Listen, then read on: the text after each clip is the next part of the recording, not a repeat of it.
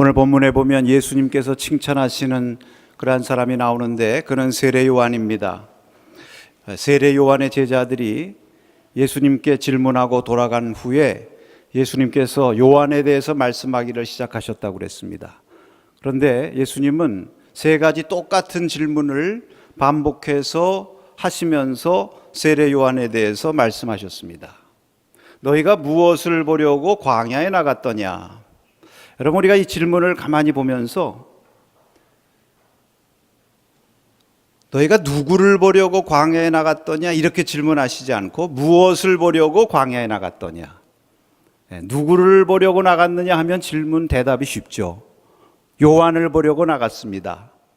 그런데 무엇을 보려고 나갔느냐? 그러면 조금 대답하기가 어려워집니다. 왜냐하면 이 무엇이라고 하는 것은 요한과 관계된 모든 것을 포함하고 있어요. 그러니까 너희가 요한에 대해서 어떤 기대를 가지고 나갔느냐, 요한의 어떤 모습을 보았느냐, 또는 그의 메시지를 통해서 무엇을 느꼈느냐, 여러 가지를 다 포함하면서 너희들이 정말 요한의 본질을 보았느냐, 정말 제대로 기대하고 나가서 바로 만나고 왔느냐, 참 진가를 발견했느냐, 이런 뜻에서 질문을 하신 것입니다. 그러니까 예수님께서 이 질문을 하시면서 말씀하신 것은 요한의 그 참된 모습, 그것을 사람들에게 밝히고 그것을 통해서 요한을 칭찬하시기 위함이죠. 그러니까 여기 첫 번째 질문이 너희가 무엇을 보려고 나갔느냐? 바람에 흔들리는 갈대냐? 이렇게 말씀을 하셨습니다. 여러분, 이 말씀은 바람에 흔들리는 갈대를 보려고 나갔다면 잘못 짚은 것이다, 그런 얘기죠.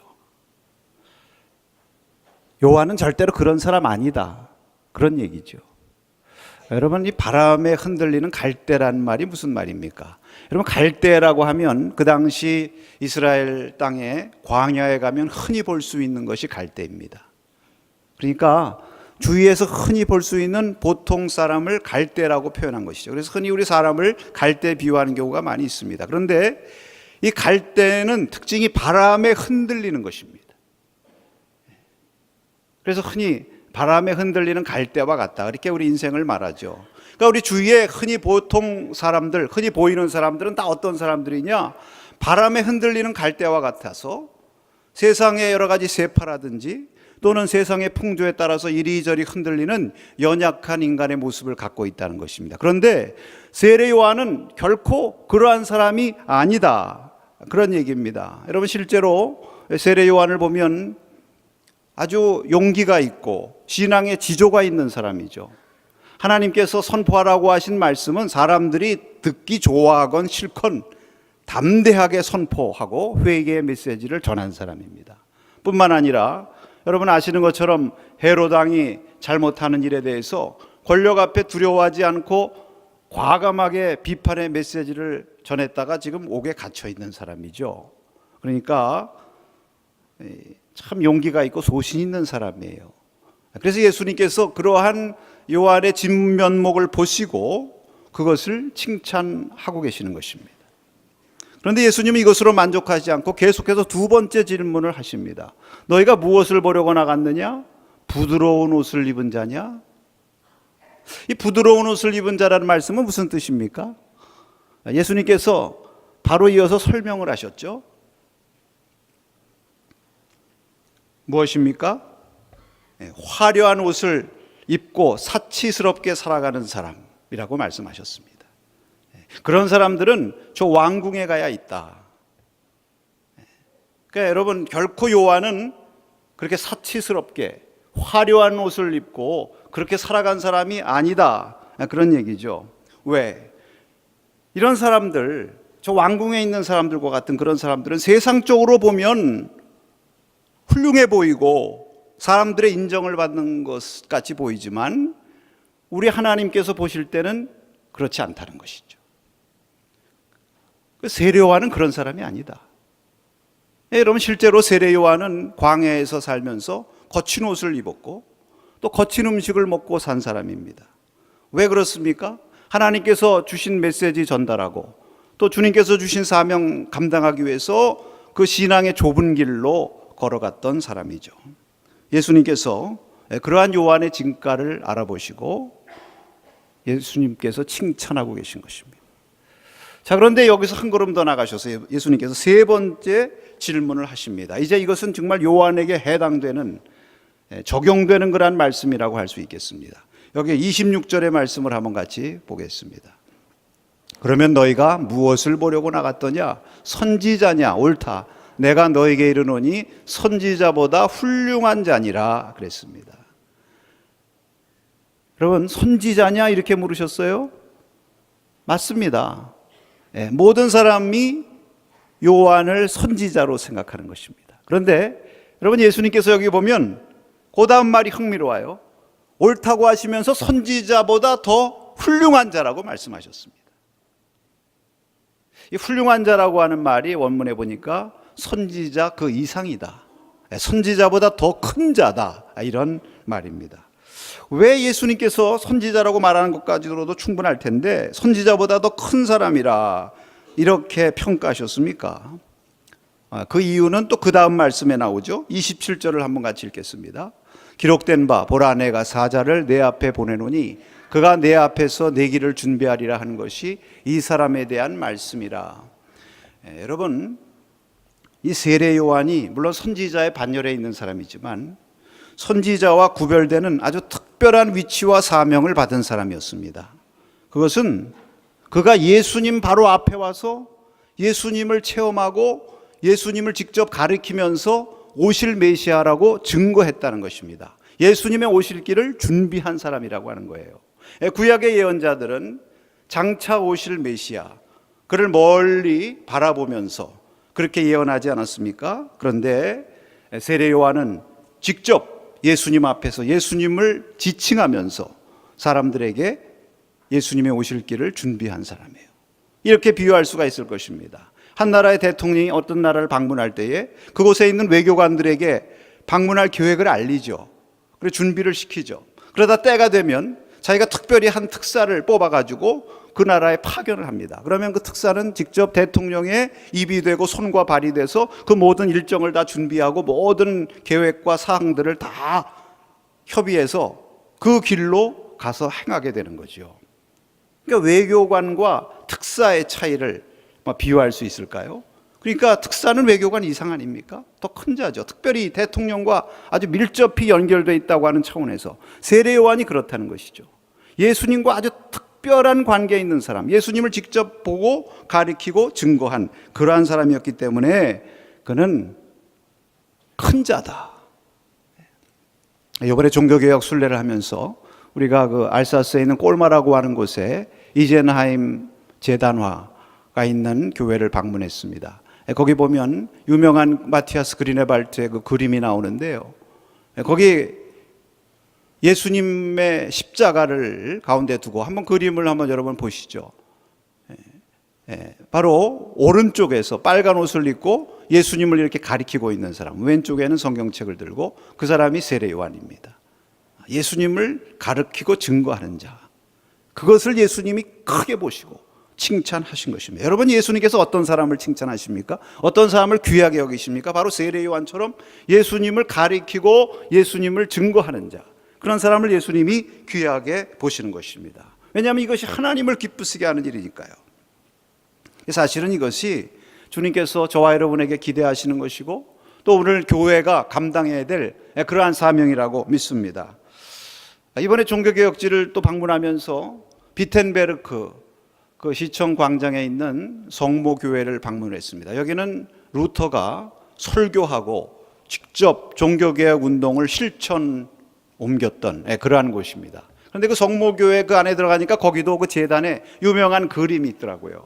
그 그림이 이제 종교개혁의 모든 원리를 담고 있는데 저기 중앙에 보면은 이렇게 삥 둘러 앉아서 성찬을 하는 것입니다. 성찬을 어떻게 하느냐? 떡과 포도주를 나누는 것입니다. 이것이 대단한 개혁적인 실천이에요. 당시에는 천주교에서 이 떡과 포도주를 나눌 때 떡만 줬거든요. 교인들은 떡만 받아 먹었거든요. 근데 성경에 예수님께서 떡과 포도주를 나누었으니까 포도주까지 나눠주는 거예요. 당시로 보면 교회법을 어기고 이단으로 낙인 찍혀서 죽음을 당할 수도 있는 그러한 위험한 일인데 생명의 위협을 무릅쓰고 말씀대로 성경대로 실천하겠다고 하면서 저렇게 하는 겁니다. 그런데 우리의 그 주목을 빨았던 것은 바로 그 밑에 있는 그림. 그 밑에 보면 예수님이 십자가의 가운데 이렇게 달린 모습인데, 사실은 여러분 보시는 우측에 있는 까만 옷을 입은 사람이 루터입니다. 그가 왼손은 성경책에 올려놓고 오른 손가락으로 말씀을 전하면서 누구를 가리키고 있습니까? 회중 그 중간에 예수님. 나를 바라보지 말고 예수님을 바라봐라. 십자가에 달리신 예수님, 이 예수님에게로 돌아가라. 예수님의 십자가의 은총으로 돌아가라. 이것을 가리키고 있는 것입니다. 여러분, 이것이 개혁의 원리고 루터의 본분이죠.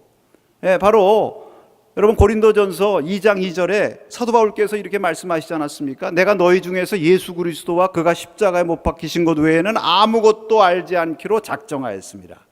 그러니까 이러한 그 성경의 말씀 그대로 하려고 했던 것이죠.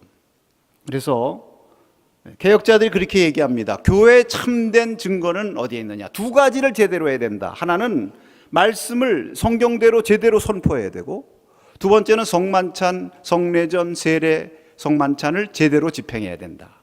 제대로 집행했죠. 그리고 무엇보다도 말씀대로 가르치고 선포한 것입니다.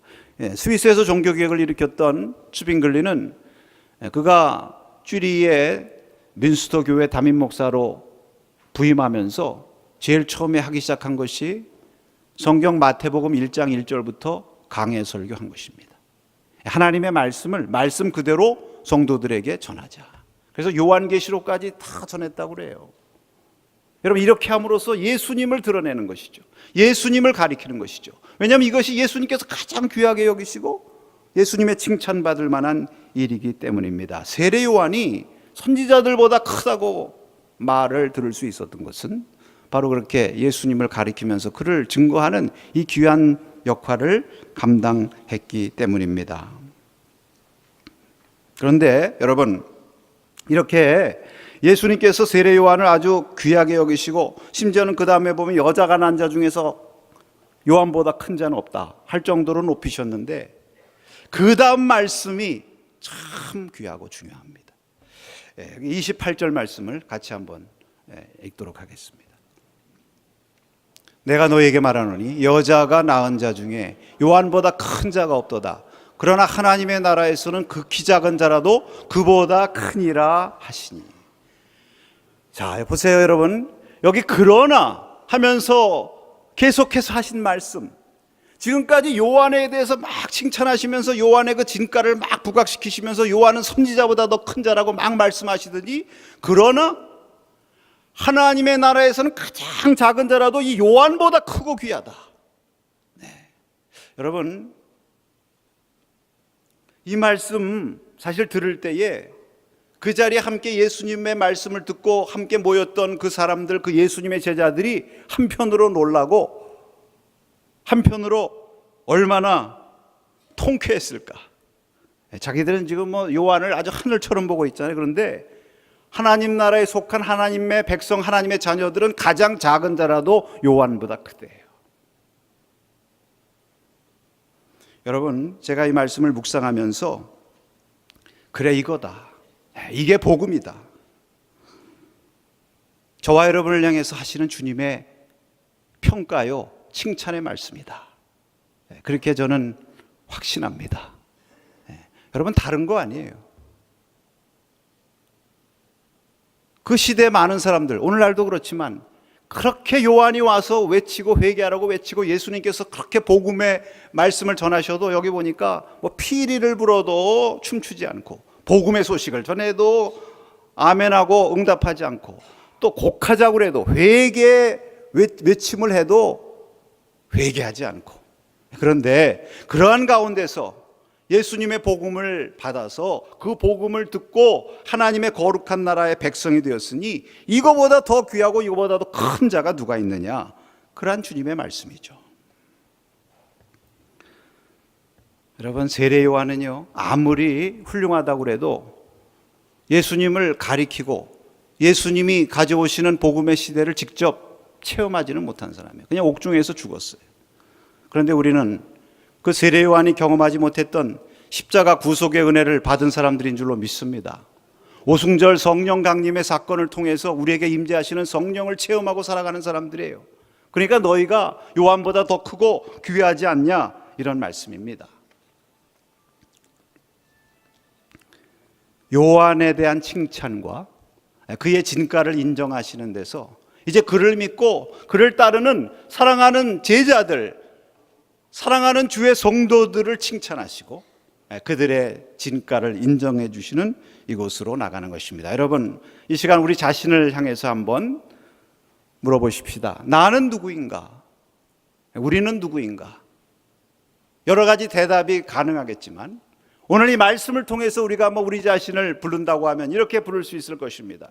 따라해 보십시다. 나는 요한보다 큰 자이다. 세상에 여자가 난 자 중에서 가장 크다고 그러는 사람이 요한인데 그 요한보다 더 크다, 이렇게 말씀하셨습니다. 우리가 이 말씀을 굳게 붙들어야 됩니다. 왜냐하면 예수님께서 하시는 말씀보다 우리에게 더 힘이 되고 능력이 되고 재산이 되는 것은 없거든요. 믿습니까? 예. 이것이 우리의 가치예요. 우리의 위대함, 우리의 진짜 운명을 결정하는 것이 바로 예수님의 말씀입니다. 물론 항상 좋은 얘기만 듣는 것은 아니죠. 신자들도 때로는 비방의 소리를 듣고, 여러분 여기 보도 요한 보면 그 예수님은 그렇게 요한에 대해서 칭찬을 하시고 그가 거친 옷을 입고 절제하고 잘 먹고 마시지 않는다고 참 예수님은 높이 보시는데, 반대로 바리새인과 서기관들은 어떻게 봤어요? 먹지 않는다, 또 포도주 마시지 않는다고 그거 가지고 귀신 들렸다고 그러지 않았습니까? 이렇게도 볼 수 있구나. 여러분, 그렇습니다. 사람이 보는 거는 그렇게도 볼 수 있어요. 그렇게도 말할 수 있어요. 그러나 중요한 것은 예수님께서 요한을 어떻게 보시고 예수님께서 나를 어떻게 보시느냐, 그것이 중요한 거예요. 그거 우리가 붙들어야 될 줄로 믿습니다. 우리의 가치와 우리의 운명을 사람이 결정하는 거 아니에요. 우리가 이룬 것들, 우리가 행한 것들, 그런 것들을 결정하는 거 아닙니다. 우리를 대적하는 사람들이 비방하고 참소하는 그런 것들이 우리의 운명과 가치를 결정하는 것이 아닙니다. 오직 예수님께서 우리를 부르시는, 우리를 평가하시고 우리를 바라보시는 그 진가, 그것이 진정한 우리의 가치. 예를 한번 제가 들겠습니다. 그 TV 방송 중에 여러분 90년대 한 중반쯤부터 시작한 것 같아요. 근데 듣자 하니까 아직도 하고 있다고 그러더라고요. 저는 아직도 하고 있는지 몰랐어요. 그 처음에는 제가 이것도 재밌어서 좀 본 기억이 있는데, 그 TV 프로그램의 제목이 무엇이냐면 진품 명품입니다. 여러분 아시죠? 여러분도 다 보셨을 거예요. 그 참 그게 흥미로운 거는요, 이제 거기 자기가 가지고 있는 그 골동품이 이런 거 갖다 놓고 이제 평가를 받지 않습니까? 그런데 재미를 위해서 두 팀을 놨죠. 하나는 누구입니까? 연예인들로 구성된 감정단이고, 또 하나는 진짜 전문가들로 구성된 감정단입니다. 근데 이제 처음에 어떤 물건이 나오면요, 연예인들이 먼저 봐요.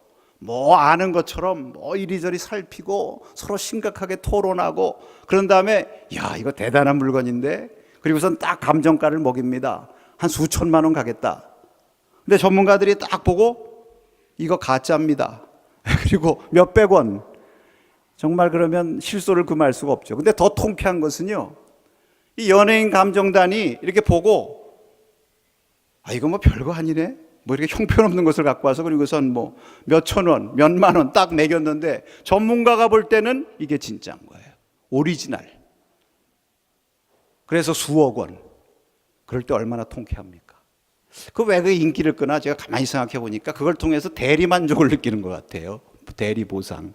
우리가 살아가면서 이 세상 속에서 여러분 비전문가들, 우리를 잘 알지 못하는 그런 사람들에 의해서 우리께 저렇게 평가받고 폄하되고 이런 것들 때문에 참 마음 속상할 때가 많은데, 이것을 통해서 정말 제대로 가치를 인정받는구나 하는 어떤 그런 대리적인 보상. 그러나 사실 여러분 그런 것도 다 변하고 지나가는 것이죠. 정말 중요한 것은 우리의 진가를 알아주는 분이 계시다는 것입니다. 사람들의 평가, 우리가 행한 것에 의해서 결정되는 평가, 그런 것은 다 변하는 거예요. 여러분, 우리의 감정이라는 게요, 어느 날 우리가 어떤 것을 좀 하나 이루고 하면 우리가 대단해진 것 같아요. 근데 어느 날 또 조금 실수하면 우리는 완전히 나쁘고 못된 아주 무가치한 존재처럼 그렇게 느낄 때가 있어요. 여러분, 그렇게 못 느낀다고 해서 내가 바뀐 것입니까? 어느 날 내가 갑자기 100점이 됐다 어느 날 갑자기 0점이 된 겁니까? 그게 아니죠. 그러니까 사람이 생각하는 거, 뭐 다른 사람들이 나에 대해서 이렇게 저렇게 얘기한다 해서 내가 어느 날 갑자기 나빠진 것도 아니고, 또 다른 사람들이 나에 대해서 이렇게 저렇게 칭찬한다 해서 내가 갑자기 뭐 업그레이드 돼가지고 갑자기 무슨 새로운 사람으로 된 것도 아니고,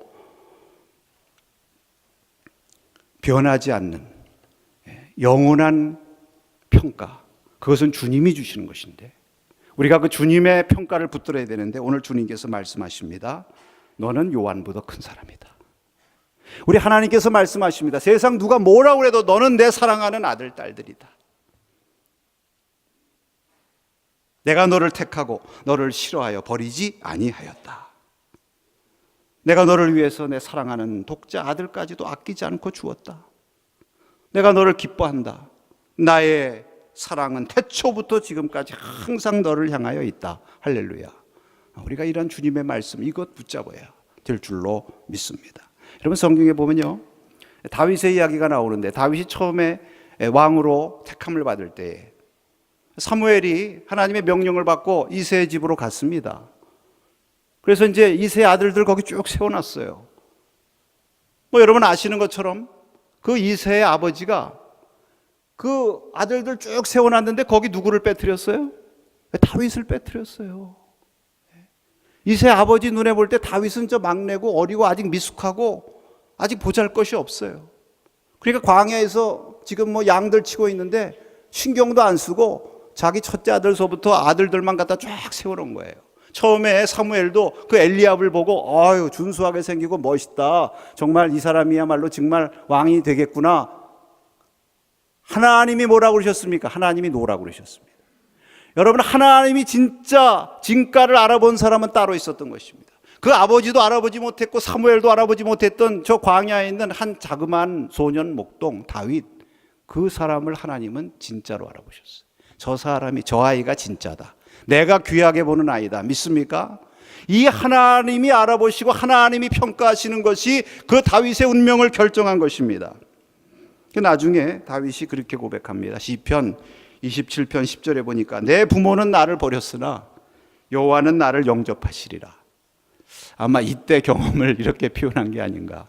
혹시 나를 그렇게 사랑한다고 하는 내 아버지 어머니도 때로는 나의 진가를 못 알아주고 그렇게 바라볼 때도 있지만 하나님은 나를 알아주시고 인정해 주신다. 여러분, 예수님께서는 사람들이 보지 못하는 요한의 진가를 보셨어요. 더구나 사람들은 결코, 아니 예수님을 믿고 따른다고 하면서도 그 예수님 주위에 몰려들었으면서도 스스로 알지 못하고 스스로 깨닫지 못했던 하나님의 자녀, 하나님의 백성들의 진가와 그 참된 위대함을 분명히 알아보시고 이것을 오늘 선언하십니다. 너는 세례 요한보다 큰 자다. 너는 정말로 나의 귀중한 사랑하는 내 아들, 딸들이다. 그러므로 여러분 말씀하시면 너희는 바람에 흔들리는 갈대처럼 되지 말아라. 그럼 바람에 흔들리는 갈대가 뭐예요? 세파에 따라서, 풍조에 따라서, 사람들의 이런저런 말에 따라서 이렇게 저렇게 흔들리는 그러한 갈대처럼 되지 말고 오직 나의 칭찬과 나의 약속의 말씀만 굳게 붙들고 전진하라 말씀하십니다. 너희는 부드러운 옷, 화려한 옷, 사치스럽게 사는 자들, 그런 것들 부러워하지 말아라. 너희들이 가지고 있는 소유, 또 너희들이 이룬 지위, 너희들이 가지고 있는 명예, 성취, 이런 것들이 너희의 가치와 행복을 결정하는 것이 아니라 오히려 나를 위해서 너희들이 절제하고 때로는 수고하고 때로는 희생하고 때로는 헌신하는 그런 모든 건 내가 알고 내가 인정하니까 그거 너희들이 알고 이 길을 담대하게 걸어가라. 무엇보다도 나를 가리키고 나를 증거하는 이것이 가장 이 땅에서 귀한 일이라고 하는 사실을 알라. 그리고 한 말씀 더 하십니다. 이런 거 다 못해도 좋다. 그래서 나를 믿고 내 자녀가 되었으니 그것으로 너희는 나에게서 가장 사랑하는 나의 사람들이다. 우리가 예수님께 속한 것 이 한 가지를 놓고 나에게 속했으니 너희가 나에게서는 가장 귀중하다고 말씀하십니다. 오늘 이 예수님의 사랑과 이 귀중히 여기시는 은총을 다시 한번 붙들 수 있기를 축복합니다. 그러면 우리가 주님 앞에 담대히 나갈 수가 있어요. 아버지가 나를 사랑한다는 거 확신하는 자녀는 담대하게 아버지 앞에 나갈 수 있어요. 여러분 요한복음 11장에 보면 마르다와 마리아의 오라버니 나사로가 병들어 죽게 되어서 마르다와 마리아가 사람들을 예수님께 보내서 구합니다. 요청합니다. 뭐라고 요청하는지 아세요? 거기 3절 말씀에 보니까 예수님, 우리 오라버니 나사로가 병들어 죽게 되었습니다. 이렇게 얘기하지 않고 뭐라고 말씀했는지 아십니까? 주께서 사랑하시는 자가 병들어 죽게 되었나이다. 여러분, 이렇게 말씀하면요, 예수님도 마음이 움직이지 않을 수가 없죠. 실제로 예수님께서 나사로 사랑하셨어요. 마르다와 마리아를 사랑하셨습니다. 자타가 다 알아요. 이 누이들도 알아요. 그것을 가지고 예수님께 담대하게 말씀했을 때 예수님 기뻐하셨을 거예요. 아, 얘들이 내가 자기들 사랑하는 거 알고 나한테 이렇게 와서 사랑하는 자가 병들어 죽게 되었으니 예수님 와서 고쳐주셔야 되잖아요. 이렇게 담대하게 요청하는구나. 당연히 그렇게 해야지. 내가 저들을 얼마나 사랑하는데. 할렐루야. 우리도 마르다처럼요, 마리아처럼 사랑받는 자녀답게 우리가 하나님 앞에 구할 때 그런 마음으로 구하십시다. 주여, 내가 힘듭니다. 내가 외롭고 어렵습니다. 나를 도와주세요. 그렇게 귀하는 것도 주님께서 다 아시고 들으시지만 주님 사랑하는 자가 지금 힘듭니다. 주님 사랑하는 자가 지금 어렵고 외롭습니다. 주님 아시지요. 나를 붙들어 주세요. 이렇게 하나님 앞에 주님께 구할 때 주님께서 우리의 마음 다 아시고, 그래, 내가 너를 사랑하지. 당연히 너를 도와주고 내가 함께 해야지. 우리 곁에 가까이 다가오시는 줄로 믿습니다. 여러분, 우리가 붙들어야 될 것은요, 주님께서 평가하시는 주님의 진가예요. 주님의 칭찬, 그 인정이야말로 우리 성도들의 힘과 자산인 줄로 믿습니다.